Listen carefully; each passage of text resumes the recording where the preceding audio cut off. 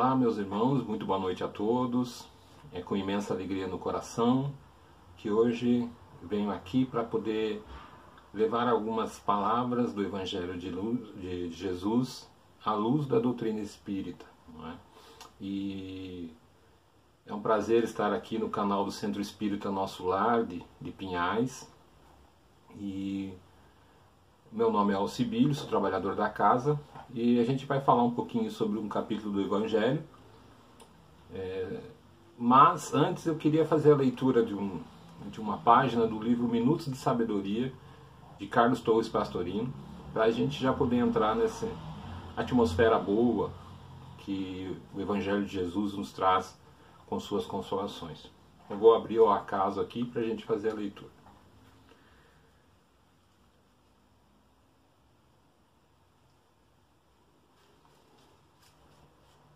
Não perca sua calma. Não se deixe dominar pela cólera. Que jamais o sol se deite sobre sua raiva. Contenha-se o mais que puder. Um simples raio de cólera pode destruir longas e pacientes sementeiras de amor e carinho. Procure dominar-se. Quem sabe se a pessoa que o ofendeu não está doente? Não perca sua calma. Seu fígado é demais precioso para que você o estrague. Então, com essas palavras, no que nós vamos agora fechar os nossos olhos, levar o nosso pensamento até Jesus, até a espiritualidade superior, nossos protetores, para que possamos acalmar o coração e receber as boas vibrações do alto. Pedindo humildemente a presença amiga dos bons espíritos a nos iluminar o caminho, a nos trazer o alento, o consolo nesses momentos de dificuldades pelas quais passamos. Que a luz do Mestre Jesus seja derramada nos nossos corações, em cada um dos seres amados da sua criação, e que possa adentrar os lares de todos e abençoar as suas famílias.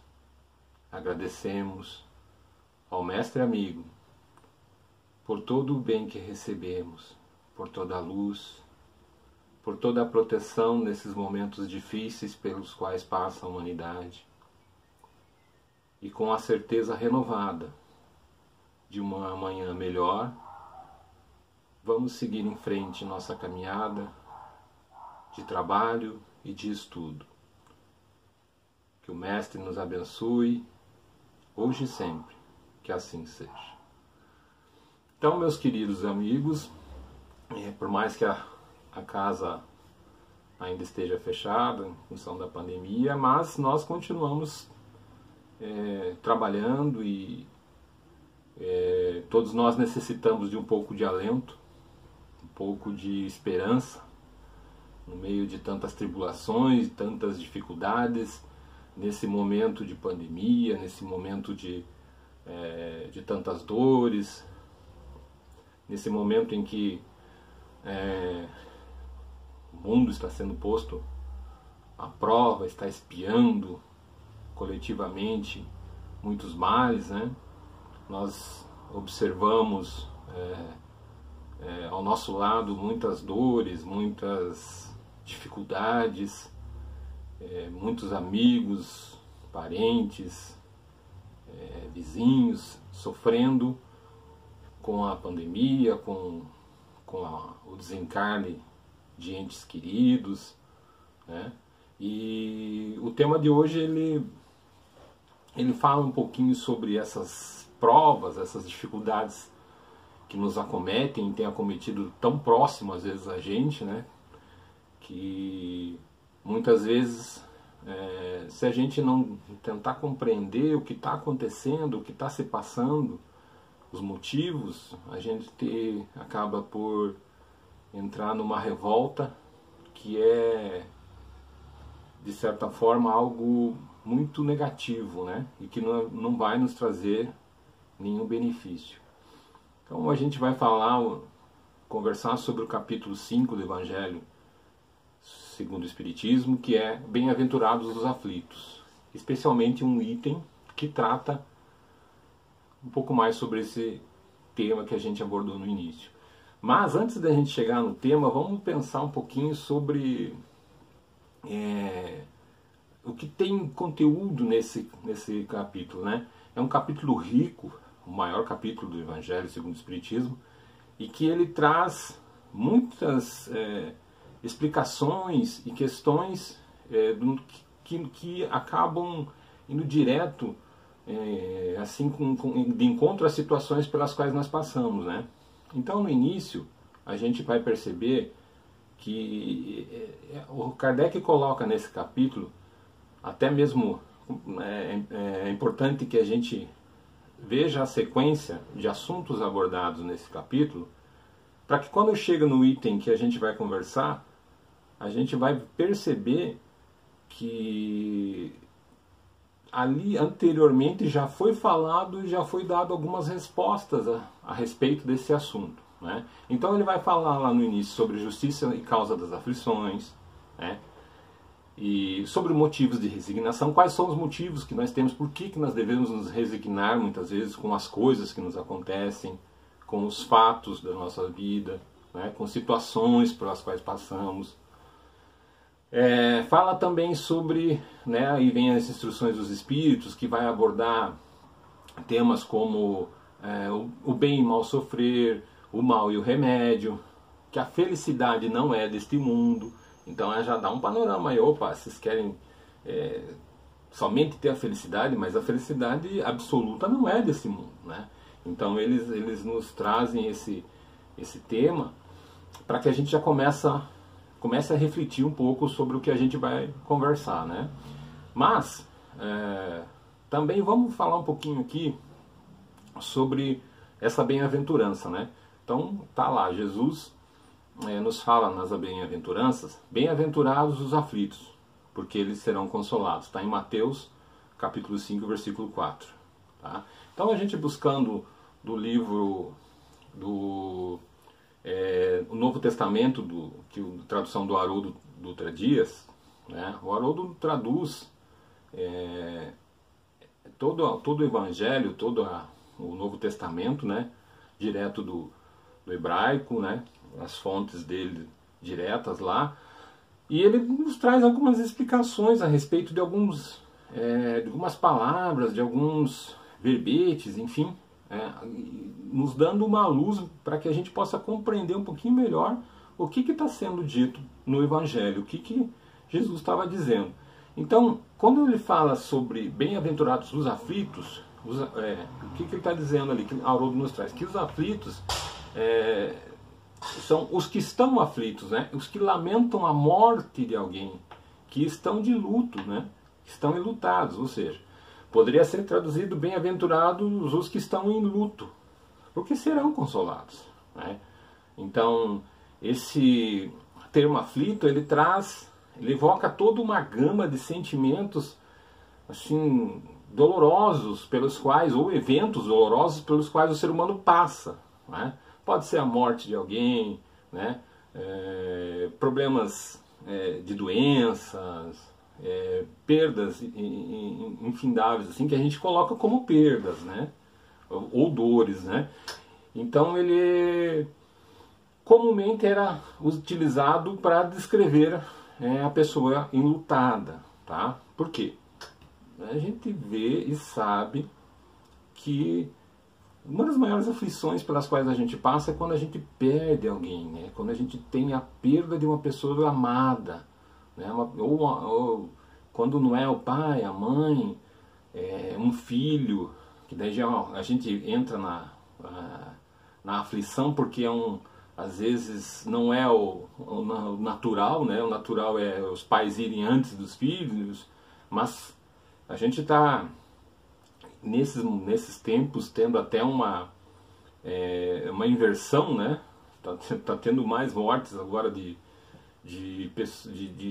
pessoas mais jovens, e às vezes essa aflição, essa dor é muito grande, E a gente fica meio sem ter uma explicação para isso, né? Sem saber exatamente por que está acontecendo isso, por que, meu Deus, mas por que ocorrem essas mortes, por que meu filho teve que morrer, ou por que uma pessoa tão boa, né? Às vezes a gente olha assim, um vizinho, nossa, aquela pessoa caridosa, que ajudava, que passa por você, te cumprimenta, te diz bom dia, está sempre de alto astral, né? Passa por esse momento e você vê ela desencarnando. Eu mesmo tive um amigo que desencarnou, uma pessoa que era jovem, cheia de energia, cheia de vida, e você vê ela indo embora, teoricamente cedo demais, né? Então isso é até meio que já é uma coisa cultural assim na vida, até tem música que fala que os bons morrem jovens, né?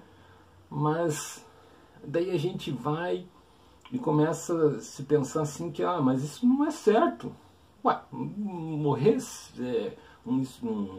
morrer antes de determinada idade, né, na juventude, ou morrer antes dos pais, enfim, uma série de coisas que faz com que a gente acabe entrando num misto de revolta, muitas vezes, né? E nessa instrução dos espíritos, que é o item 21 do livro Evangelho segundo o Espiritismo, que trata de perda de pessoas amadas, mortes prematuras, né? Na comunicação do espírito, ele fala, numa parte determinada lá, do texto, dizendo assim, Deus não é justo. Né? Ou seja, na verdade não é ele que diz, mas ele escreve nessa, traz para a gente o nosso comentário, né? A gente fala assim, Deus não é justo, pois sacrifica um espírito, um ser que está forte, né? E tem grande futuro e conserva os que já viveram longos anos cheios de decepções, né? Leva os que são úteis e deixa os que para mais nada servem. Né? Aí no outro ponto ele diz assim, despedaça o coração de uma mãe, privando de uma inocente criatura que era toda a sua alegria. Então ele está falando às vezes do espírito de uma criança que desencarna em tenra idade. E confesso a vocês que isso são coisas assim que anteriormente, sem estudar mais a fundo a doutrina espírita, eu não compreendia, achava mesmo que poderia ser uma injustiça. Então, porque a gente sempre tem, principalmente quem é pai, né? A gente, ou mãe, né? Principalmente, mas a gente, quem tem filho, a gente não gosta nem de imaginar na hipótese de perder o filho, né? Que o filho faleça, que aconteça alguma coisa com ele, né? E por mais também que a gente não queira, mas seja uma lei natural o desencarne das pessoas, né? Como diz o ditado, né? A única certeza que a gente tem na vida é a morte, né? Mas a gente também não espera e muitas vezes não está preparado para o desencarne de pessoas que a gente ama, por exemplo, nossos pais, né? Tios, muitas vezes, um amigo, familiares, enfim, o próprio vizinho do lado. Né? Você não espera que isso aconteça, né? Mas são coisas que vão acontecer. E se a gente não tem um pouco de preparo ou não pensa muito bem, a gente vai, não, mas isso é uma injustiça. Deus não é justo por levar uma criança com 2 anos de idade, um bebê recém-nascido, né? Ou uma criança um pouco mais velha, um jovem nos seus 20 anos de idade, com uma vida pela frente, né? A gente sempre fala isso, e fica sem compreender. E a gente pega e diz, Deus não é justo. Aí a gente tem que começar a ponderar sobre essa questão, né? Mas Deus é justo ou não é justo? Né? Então, para a gente esclarecer, o Livro dos Espíritos nos traz os atributos da divindade. Tá? Então, se eu olhar lá na questão 13 no Livro dos Espíritos, vai estar lá os atributos da divindade. Quais serão? Que Deus é eterno, Deus é infinito, é imutável, é imaterial, é único, é todo-poderoso e, a parte mais, no final, soberanamente justo e bom. Então, quando Kardec pergunta e fala, conversa com os espíritos, né, através dos médiuns, questionando essa questão dos atributos da divindade, ele fala sobre esse último atributo que eu comentei, que é o Deus ser soberanamente justo e bom. Então a gente tem que considerar, né, se é Deus é inteligência suprema, causa primária de todas as coisas, um ser que tem todas as perfeições ao infinito, né? Então, ele é justo e bom. A gente tem que partir dessa premissa, porque senão ele não é Deus. Nós não estamos falando de Deus. Então, e a sabedoria de Deus, né? A sabedoria das suas leis que ele criou, que são leis perfeitas, não são as leis humanas, né? As leis divinas, se revela assim nas pequenas coisas como nas maiores, né? Então, esse é o comentário de Kardec sobre essa questão do soberanamente justo e bom. E ele nos diz ainda que essa sabedoria não permite que se duvide nem da justiça nem da bondade de Deus. Ou seja, nós temos que acreditar piamente que Deus é a perfeição da justiça e a bondade suprema. Então ele não faz nada injustamente e nem de maldade. Então quando a gente se pergunta, mas por que então que a gente perde esses entes queridos, né? Muitas vezes precocemente, digamos assim, deve existir uma causa, como tudo nessa nossa encarnação, pensando no ponto de vista, isso é uma lei, né? Que para tudo existe uma causa, nada acontece ao acaso, né? Então a gente vai olhar lá no Livro dos Espíritos, na questão 934, né? Kardec pergunta aos espíritos: a perda dos entes que nos são caros não constitui para nós legítima causa de dor? Tanto mais legítima quanto é irreparável e independente da nossa vontade? Tá? Então qual que é a resposta que os espíritos nos dão? Essa causa de dor atinge assim o rico como o pobre. Representa uma prova ou expiação, e comum é a lei. Ou seja, não tem distinção aí. A gente está até observando agora na pandemia, né, que não tem distinção de classe, cor, credo, partido político, nacionalidade, nada, né? Ela atingiu e o desencarne está ocorrendo, enfim, nas mais variadas situações e classes e meios, né? Então, continuando a resposta dos espíritos, então, tendes, porém, uma consolação em poder comunicar-vos com os vossos amigos pelos meios que estão ao vosso alcance, enquanto não dispondes de outros mais diretos, mais acessíveis aos vossos sentidos. Bem, a perda dos entes queridos que nos são caros, ela nos traz dor, né? Porque é uma separação. Mas a gente tem que compreender que isso é uma lei natural, é uma lei que vai ocorrer. A gente não sabe o momento exato do nosso desencarne, mas tem certeza de que ele vai ocorrer. E o problema maior, a gente sofre, por quê? Porque a gente não está preparado para a morte, né? O próprio Divaldo foi questionado sobre isso e ele fala que a gente não se prepara para isso. Aí foi questionado como é que ele faz, se ele faz esse preparo e como ele faz. Aí ele falou que ele levanta todo dia lá na Mansão do Caminho, ele acorda, abre a janela do quarto dele e agradece a Deus por aquele dia que raiou, né? E ele olha para fora e ele pega ali e mexe alguma coisa para ver se tem contato físico, se aquilo está se movimentando, se ele ainda tem está tocando, está fazendo movimentar uma coisa material. Então ele percebe que ele ainda está encarnado e agradece a Deus por ainda estar aqui, né? Mas tem a certeza de que um dia vai chegar um momento em que ele não vai mais estar ali, né? De que vai estar só o corpo físico, tá? Então a gente precisa ponderar sobre essas questões, fazer uma reflexão, se não conseguir fazer diariamente, mas de vez em quando ponderar sobre essas situações, porque vai acontecer, a gente está aqui somente de passagem, né? Então a gente vai ter perdas, só que aí entra mais um ponto que o próprio Divaldo nos ensina, que a gente, por egoísmo, fala que a gente perde alguém, porque na verdade a gente não perde ninguém, né? Na verdade é uma separação momentânea que ocorre, mas quem tem a certeza na vida futura sabe que isso vai acontecer, mas em breve haverá um reencontro.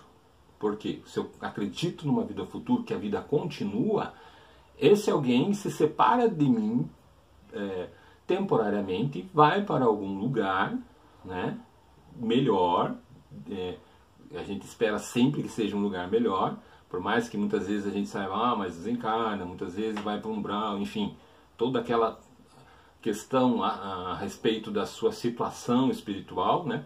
Mas em determinado momento a gente vai poder nos reencontrar novamente. Então é somente uma separação, não é uma perda. Eu não perdi ninguém. O espírito só continua vivo, né? Só o corpo que perdeu o fluido vital e que não tem mais utilidade. Como se a gente pegasse o espírito pegasse essa camisa e falasse, essa camisa não serve mais, vou preparar para usar outra, né? Mas o nosso egoísmo é que faz essa dor ser tão grande, porque a gente não quer se separar das coisas que a gente gosta, a gente acha que é tudo nosso. O filho é meu filho, é minha mãe, meu pai, é meu irmão, meu vizinho, meu amigo, mas eles são de Deus, primeiramente. Então a gente, por esse orgulho, não aceita muitas vezes e acha que Deus é injusto, tá?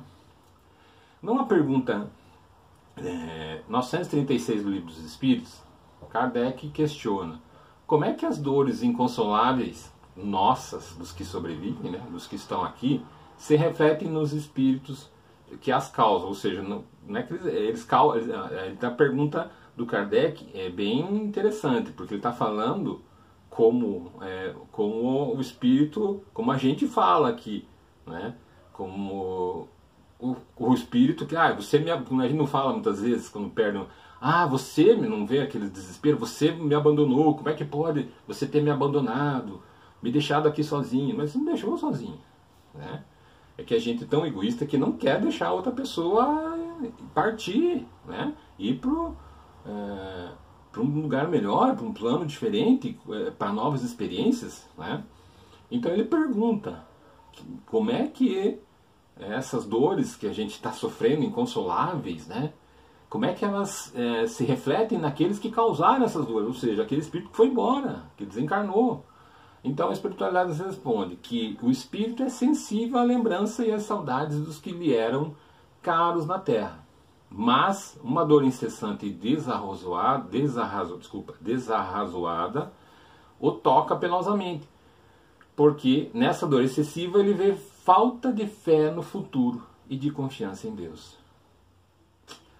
E, por conseguinte, um obstáculo ao adiantamento dos que choram e talvez a sua reunião com estes. Ou seja, se a gente entra em desespero porque perde alguém, né, a gente precisa vivenciar o luto.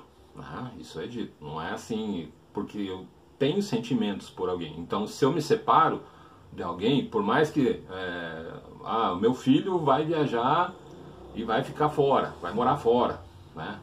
A gente chora até quando o filho casa, né? Quando a filha casa, é só mãe e pai se derretendo em lágrima no casamento, né? Por quê? Porque não quer que continue sempre perto da gente, mas eles precisam continuar, eles precisam continuar a vida deles, eles precisam ter experiências. E só que às vezes a gente, no momento do desencarne de alguém que a gente ama, a gente entra em desespero, né? Muitas vezes.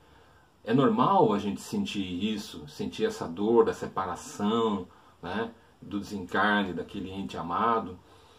Só que eu preciso vivenciar isso, preciso, é natural, mas eu não posso fazer disso transformar minha vida somente em reclamar, em me desesperar e achar que o mundo vai acabar porque que o meu ente desencarnou, né? Eu preciso, depois de vivenciar o luto, sentir aquela dor, aquele sofrimento, que ele passe, que eu possa depois saber que, bom, ele vai continuar as experiências dele lá no campo espiritual e eu no meu campo aqui material tenho que continuar minhas experiências também, né? Enfim, a vida continua, né? Então, por quê? Porque se eu entro em desespero, meu desespero, as minhas sensações também vão afetar esse espírito que está lá. E às vezes eu acabo desequilibrando esse espírito lá no outro lado, né? E em vez dele se sentir em paz, ele se sente totalmente atordoado, né? Vai se sentir mal também, porque ele vai realmente entender como se ele estivesse fazendo você sofrer. E não, é uma questão natural, né? Isso acontece muito, por exemplo, quando uma mãe perde um filho, né? Principalmente quando é muito pequeno, principalmente, né? Mas, enfim, na sequência do texto do Evangelho segundo o Espiritismo, a espiritualidade nos diz ali no texto, né, que Samson, o nome do Espírito, ele nos diz assim, que essa dor, pois, despedaça o coração de uma mãe, né, privando-a da inocente criatura que era toda sua alegria. Ou seja, perdi meu filho, aquilo que era a minha razão de viver, né? Aquela criança que alegrava a casa, que deixava tudo fora do lugar, mas mesmo assim eu não deixava de amar ele, que tocava fogo, entre aspas, na casa, mas era que dava vida àquele lar, né? Então, o coração da mãe que perde, isso em todas as idades, né? A gente sabe que ela fica despedaçada, sabe? Mas não dá para dizer que Deus é injusto aí também, né? Porque tudo isso tem uma razão de ser, né? Então, a explicação que a doutrina espírita nos traz, ela é racional. Por que acontece esse tipo de situação? Então, Livro dos Espíritos, questão 199. Kardec questiona: por que tão frequentemente a vida se interrompe na infância? Né? A resposta dos Espíritos: a curta duração da vida da criança pode representar para o espírito que a animava o complemento da existência precedente, interrompida antes do momento em que deverá terminar, e sua morte também não raro constitui provação ou expiação para os pais. Muito bem. Então o que eles estão dizendo? Que está tudo certo, que não tem erro, não tem injustiça. Deus é soberanamente bom e justo. O problema, vamos voltar lá no início desse mesmo capítulo, onde está escrito causa atuais ou anteriores das aflições. São dois tópicos que tem lá para ser estudado no Evangelho, que nos explica que as causas das nossas aflições são geradas por nós mesmos, tá? Ah, mas de que forma uma mãe gerou essa dor para o filho? Ela não fez, a criança ainda, a mãe só amou, só fez tudo de bom.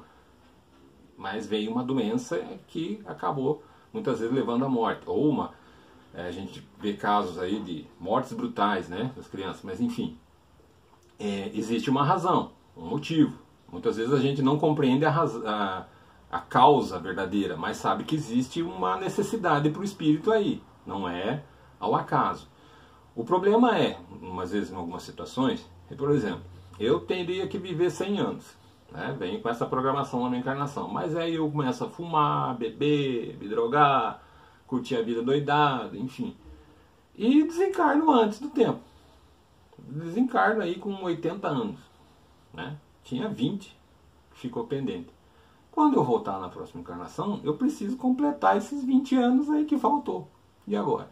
Então, eu venho numa programação em que eu tenho que viver apenas 20 anos. E eu vou viver os meus 20 anos numa nova encarnação e vou morrer precocemente. né? Mas eu estou resgatando algo que eu deixei falho numa outra vida, né? Meus abusos. Ah, mas e o pai e a mãe? Podem, dependendo da situação, ter influenciação direta nesse desencarne,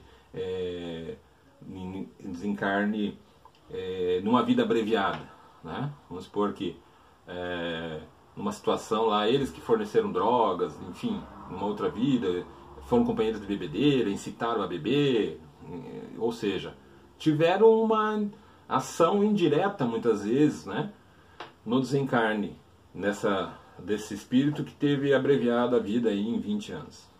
Eles vão ter que vir como pais para resgatar junto com essa criatura os 20 anos que ele não cumpriu, né?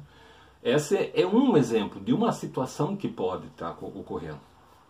As causas, né, diretas de uma encarnação muito curta são inúmeras, vai depender de caso a caso. Mas, geralmente, tem um sentido e tem uma significação. Não está errado, né? O problema é que às vezes a gente só enxerga as coisas do ponto de vista material, do nosso ponto de vista aqui na Terra, né? Então a gente acha, mas aquela criança não fez nem bem nem mal, era tão boazinha, não fez mal para ninguém, por que está sofrendo tanto? Está com câncer, né? A gente vê as crianças com câncer, e daí acabam desencarnando muito cedo, com todo aquele sofrimento, né? Mas o que? Não tem causa agora. Não tem. Mas vai lá no início do capítulo do Evangelho, no capítulo 5, está lá, causas anteriores às aflições. Por que pode acontecer uma doença que eu já chego, encarno com essa doença, né? Tem motivos que, se não estão nessa vida, provavelmente estão em outra. São essas explicações que a doutrina nos traz. Por isso que Jesus disse que os aflitos serão consolados. Por isso a doutrina espírita é o consolador prometido, porque ela traz esse consolo e essas explicações para nós, né? Então, continuando, o Espírito Santo nos fala que humanos, né, quando a gente está em toda essa reclamação, e nessa incompreensão, e nessa dor, e nessa revolta, ele fala assim, humanos, é nesse ponto que precisais elevar-vos acima do terra a terra da vida, para compreenderdes que o bem muitas vezes está onde julgais ver o mal. Porque, a vez de avaliar a justiça divina pela vossa, nada se faz sem um fim inteligente, e seja o que for que aconteça, tudo tem sua razão de ser, né? Então, ele continua, não é vítima da fatalidade aquele que morre na flor dos anos. É que Deus julga não convir que ele permaneça na terra por mais tempo, né? Então, muitas vezes a gente fala que é uma horrenda, né? Continua o Espírito falando, né? O Espírito Santo falando, que a gente fala, é uma horrenda desgraça, dizeis, ao ver cortado o fio de uma vida tão prenhe de esperança. Daí a gente fala, mas tinha toda a vida pela frente, né? Uma vida cheia de... podia brilhar, podia, né? Estava cursando uma faculdade, podia ser uma grande homem, né? Aí, o que esse Espírito nos fala? Que a gente sempre peca por só analisar a questão material, a questão desta vida, e não pensa na vida futura. Por quê? Ele pergunta assim, de que esperanças as falais, né? Das da terra, onde o liberto houvera podido brilhar, abrir caminho, enriquecer? Aí ainda nos chama por dar um puxãozinho de orelha. Sempre essa visão estreita, incapaz de elevar-se acima da matéria. Desdenhais então das esperanças da vida futura? A gente está desdenhando do que acontece no plano espiritual e na vontade de Deus, né? Preferirdes as da vida efêmera que arrastai da terra? Então, olha as dificuldades que a gente tem aqui nesse plano. Olha as dificuldades, porque todos nós passamos nesse planeta, nesse orbe, né? Então, supones então que mais vale uma posição elevada entre os homens do que entre espíritos bem-aventurados? Ou seja, o que é melhor? Será que não é melhor para esse espírito, já que findou, né, que Deus achou melhor tirar ele daqui, né, Será que ele não cumpriu já o que tinha que cumprir? Será que já não está na hora dele ter novas experiências, se preparar para novas atividades? Não veio aqui só para, né, completar o pedacinho que faltava lá da outra encarnação, cumpriu agora pode voltar e planejar uma nova encarnação de, sei lá, 120 anos, por exemplo? Né? Então, a gente tem que ponderar, né, que essa vida, ela é apenas passageira, né? A gente tem uma programação, vem com a obrigação de cumprir ela, né? A gente vem com esse desejo, se programa, pede, pelo amor de Deus, me mande para a Terra, me deixe reencarnar que eu quero fazer melhor dessa vez, quero corrigir meus erros. Aí eu venho, cometo um monte de equívocos, né? Aí eu contraio débitos, abrevio minha encarnação em, sei lá, 10 anos. Né? Às vezes acontece lá, sei lá, tem casos contados na literatura espírita de espíritos que às vezes por causa de 1 ano, 6 meses, né, não cumpriram com a programação deles. Faltava lá 6 meses para findar, ele já ia desencarnar. A programação dele era para desencarnar dali a 6 meses, mas ele vai lá e se suicida, né, porque não aguentar a prova. E daí o que acontece? Vai ter que reencarnar tendo que cumprir mais 6 meses. Né? Então o Samson nos diz, mais uma vez aqui, para fechar esse item, né, de perda de pessoas amadas, mortes prematuras, que há males nesta vida cuja causa primária é o homem. Então, muitas causas dos nossos males somos nós mesmos. Né? Aquela velha história que eu sempre digo, né? Nós somos herdeiros de nós mesmos. Então, o que a gente faz hoje vai ser o nosso bem colhido amanhã. Né? Outros há também aos quais, pelo menos na aparência, ela é completamente estranha, que parece atingi-lo como por fatalidade. Tal, por exemplo, a perda de entes queridos e as do que são amparo da família. Note que essa explicação, desculpe, não foi a Santos que foi dado, mas está lá no comentário de Kardec, lá no início do capítulo. Então, para a gente às vezes compreender algumas coisas, principalmente quando se estuda o Evangelho, às vezes precisa ler um pedaço aqui, depois vai ver o que ele está dizendo lá na frente, porque às vezes a explicação fica muito assim, não, se eu só ler e não parar para raciocinar sobre isso, parece que não, mas não tem sentido. Tem, olha lá na frente porque ele está dizendo sobre as causas das aflições. Né? Então, não está errado. Às vezes a vontade de Deus, ele não é injusto, ele não erra. Então, se desencarnou antes, motivo tem. Mas nessa vida ele não fez nada errado. Nessa não, mas quem sabe ele não cometeu algum equívoco em vida anterior. A gente não sabe, né? Mas tudo há uma explicação lógica. E muitas vezes também a gente observa, principalmente quando acontece, isso acontece muito quando a gente assiste muitas vezes os nossos noticiários, né? A gente vê lá algum criminoso que, em confronto, por exemplo, com a polícia, acaba sendo alvejado muitas vezes e por um motivo ou outro acaba, né, saindo. Parecia que ia morrer, mas enfim ele acaba se salvando, digamos assim, né? E não desencarna. E a gente, com a nossa visão maravilhosa e nossos comentários apropriados, fala que se fosse um homem de bem, ele teria morrido, né? Que a gente já diz isso, pô, a pessoa boa morre cedo. Então, mas toda pessoa boa morre cedo? Não, o Chico tinha 90 e poucos anos quando desencarnou, e olha que pessoa maravilhosa que ele era, né?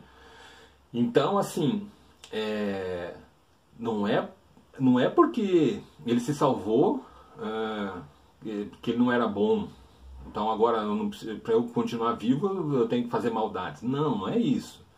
É que Deus, ele tem a sua justiça perfeita. Então o que acontece é que ele resolve, né, muitas vezes, até a explicação que Fenelon nos dá nesse item do Evangelho, que ele dá a esse espírito que ainda está incipiente em suas provas, que ainda está muito na maldade, ele ainda dá mais uma chance, meu amigo. Você está errando aí, mas vamos te dar mais uma colher de chá aí. Vamos te dar mais uma chance para você se enveredar pelo bem. Então ele ainda dá mais tempo para ver se esse espírito consegue cumprir com as provas dele e se endireitar e seguir pelo caminho do bem. Ao contrário do que muitas vezes no espírito que desencarna mais cedo, ele já cumpriu com suas provas muitas vezes. E Deus falou, por que você vai ficar aí então, se você já cumpriu tudo que tinha que fazer aí? Né? Então, o que a gente acontece quando a gente tem uma atividade para fazer no meu trabalho? Né? Dá o meu horário, ponto, vou embora. Se eu não tenho nada mais para fazer ali, eu não preciso mais ficar ali no horário, eu tenho que ir embora. Cumprir com o meu tarefa, cumprir com o meu dever. Então, tem uma comparação boa é a questão de quem vai para o quem está, por exemplo, sofrendo num hospital. Né? Está lá a pessoa sofrendo no hospital, uma doença. A partir do momento que ela se cura, né, tem alta, por que ela vai continuar lá? Agora, imagine se ela tivesse alta e tivesse que ser obrigada a continuar lá dentro do hospital internado. Não tinha sentido, né? Então, mais ou menos isso acontece com a gente. Quando a gente recebe alta, bom, cumpri com as minhas funções, com meus deveres aqui, eu sou chamado de volta para o plano espiritual. É assim que funciona, né? Então, a gente tem que pensar e olhar, começar a olhar esses comentários às vezes que a gente faz, que muitas vezes a gente faz até habitualmente e às vezes sem maldade, mas faz, né? Por exemplo, morre um vizinho que era muito bom, né? E daí do outro lado eu tenho que é uma praga que você não suporta. Daí você pensa, puxa, mas foi aquela pessoa que era boa, porque não foi o outro, né? Mas é você que determina? É a gente que determina? Esses são os pensamentos egoísticos, que a gente quer só o bem para nós, né? Então, para encerrar, o que os espíritos nos trazem, que a gente tem, primeiro, Fenelon nos fala sobre essa questão que se fosse um homem de bem teria morrido. Ele nos diz que nós devemos nos habituar a não censurar o que não compreendemos, né? E acreditar que Deus é justo em todas as coisas. E o que nos parece muitas vezes um mal é na verdade um bem. Então essa questão também das perdas que a gente tem dos nossos entes queridos, a gente tem que compreender do ponto de vista de que elas têm uma razão de ser e que a nossa percepção tem que ser além da vida material. Ou seja, tem que ser além desta encarnação. Eu tenho que pensar na vida futura, né? Na vida após a morte, na minha vida espiritual. Então essas ponderações que eu tenho que fazer para que eu possa compreender o porquê que acontece de uma criança desencarnar muito cedo. Não fez nenhum mal para ninguém. Por que ela sofre? Por que vai uma pessoa que me parece muito boa? Por que eu perco entre aspas, os meus entes queridos? Por que eles se afastam? Por que eles desencarnam? Porque todos nós temos uma programação. E cumprida a nossa programação, a gente tem que voltar para a nossa verdadeira vida, para a nossa pátria espiritual. É a mesma coisa quando eu falo, eu vou fazer um mestrado num país distante. Quando terminou o mestrado, eu volto. Porque, a não ser que eu queira continuar lá, mas se não, eu volto, porque a minha vida está aqui. Muitas vezes eu faço isso. Quantas e quantas pessoas fazem isso? Meus irmãos, espero que tenha sido proveitoso esses momentos que a gente passou e que a gente possa fazer algumas reflexões a respeito desses itens do Evangelho, compreendendo que a vontade de Deus ela é justa e que Deus é bondoso e que tudo que Ele faz é para o nosso bem. Nada é feito para digamos assim, nos castigar, ou por maldade, porque Deus não tem maldade. Nós é que temos a maldade. Nós é que fraquejamos e que erramos. Nós é que somos egoístas e queremos ter o poder de controlar todos que convivem conosco. Então, muito obrigado pela atenção de todos. Que Deus nos ampare sempre. Que todos possam ser abençoados em seus lares. Muito obrigado pela atenção de todos. Vou fazer uma prece para nós encerrarmos o nosso encontro desta noite. Muito obrigado.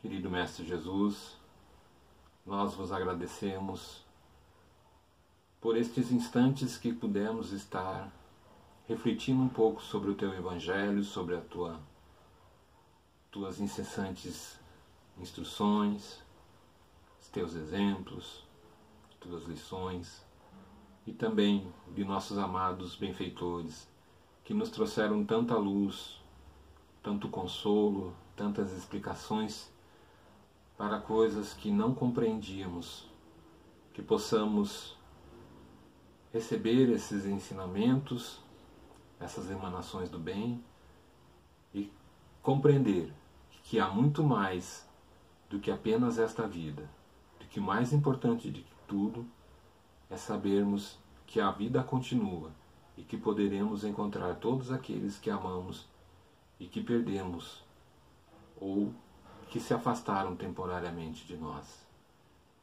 Que essa é a grande consolação da vida e que em um momento todos nos reencontraremos com aqueles a quem amamos. Que Deus nos abençoe a todos. Muito obrigado, meus amigos, amo todos vocês. Até mais. Obrigado.